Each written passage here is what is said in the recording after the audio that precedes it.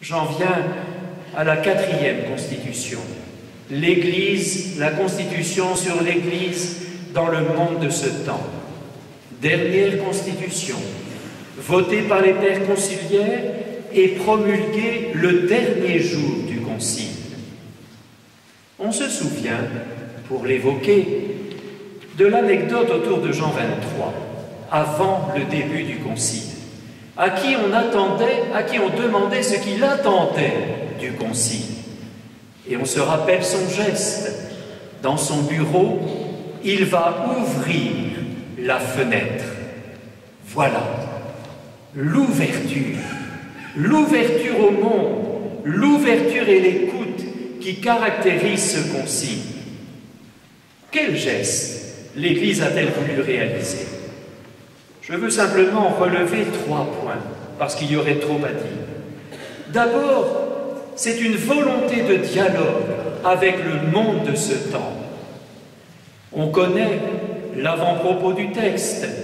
Je l'ai mis sur votre feuille.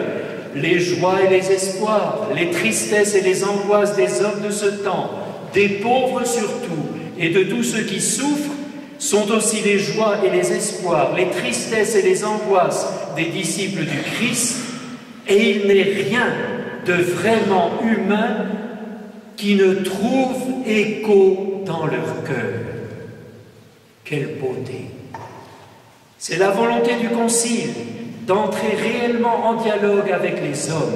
L'Église fait sienne les questions des hommes. Dans son discours final, Paul VI reviendra là-dessus. Je cite, « Qu'est-il arrivé pendant ce concile ? La vieille histoire du bon samaritain a été la règle et le modèle de la spiritualité du concile. Une sympathie sans borne pour les hommes l'a envahi tout entier. » Ce concile, 2e point, a mis en œuvre ce qu'évoquait Jean 23 dans son discours d'ouverture.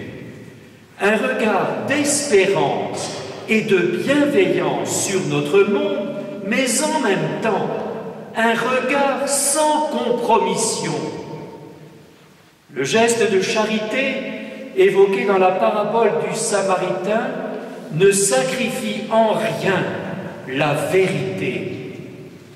Des erreurs sont fermement dénoncées dans le texte et les numéros 27 et 29 sont très sévères sur les fléaux de notre époque, dénonçant tout ce qui porte atteinte au respect de la personne humaine.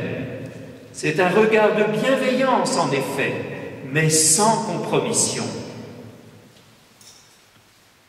3e point, ce concile va développer une réflexion sur la personne humaine, personne sociale. On sait les 2 parties du texte. La 2e partie se penchera sur quelques problèmes plus urgents, et j'y reviendrai. La première partie est entièrement consacrée à la vocation de l'homme. Qu'est-ce que l'homme pour que tu penses à lui, le fils d'un homme, que tu en prennes souci? C'est le psaume 8, on le connaît. La première partie de ce texte Gaudium et Spes rappelle avec force que l'homme est créé à l'image de Dieu. Il a beau être blessé par le péché, sa dignité demeure et il faut le lui révéler.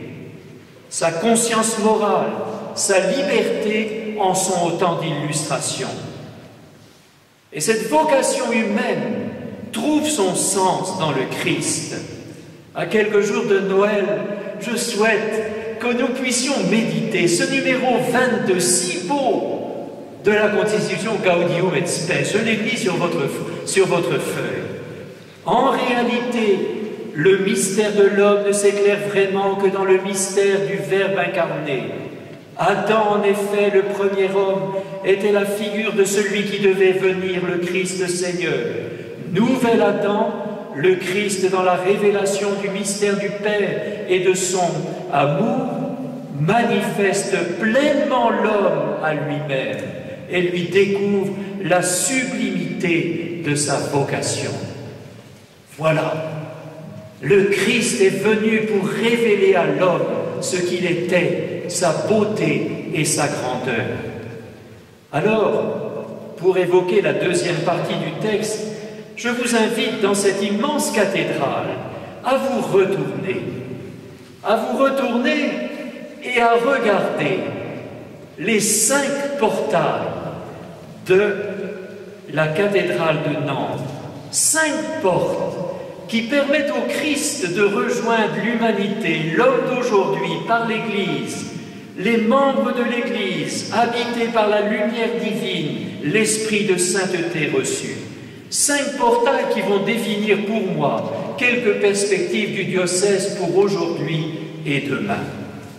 C'est la dernière partie. Dans 5 minutes, je me tairai.